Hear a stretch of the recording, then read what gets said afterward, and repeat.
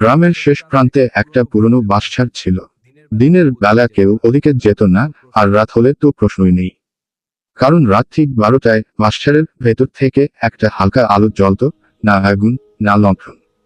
রাশেদ নামের এক যুবক এসব গল্পে বিশ্বাস করত না। এক রাতে সে সিদ্ধান্ত নিল, সত্যিটা বের করবেই। মোবাইল হাতে নিয়ে সে বাঁশঝাড়ের ভেতরে ঢুকল। 12টা বাজার সঙ্গে সঙ্গে আলোটা জ্বলে উঠল। আলোটার দিকে তাকিয়ে রাশেদ দেখল একটা ছোট ছেলে, মুখটা ফ্যাকাশে, চোখ দুটো কালো গর্তের মতো। ছেলেটা বলল, ভাইয়া, একটু কাছে আসবেন। রাশেদের শরীর ঠান্ডা হয়ে গেল। সে পিছিয়ে যেতে চাইল, কিন্তু পা নড়ল না। হঠাৎ আলোটা নিভে গেল, চারপাশ অন্ধকার। ঠিক তখনই তার কানে ফিসফিস করে একটা কণ্ঠ, তুমি আজকের আলো। পরদিন সকালে গ্রামবাসীরা বাঁশঝাড়ের পাশের রাশেদের মোবাইলটা পেল। ভিডিও চালু ছিল। শেষ ফ্রেমে দেখা যায় রাশেদের চোখ দুটো একদম কালো, আর তার গলা থেকে ভেসে আসছে শিশুর এক কণ্ঠ। সেই রাত থেকে বাঁশঝাড়ে আর আলো জ্বলে না, কারণ আলোটা পেয়ে গেছে নতুন মানুষ।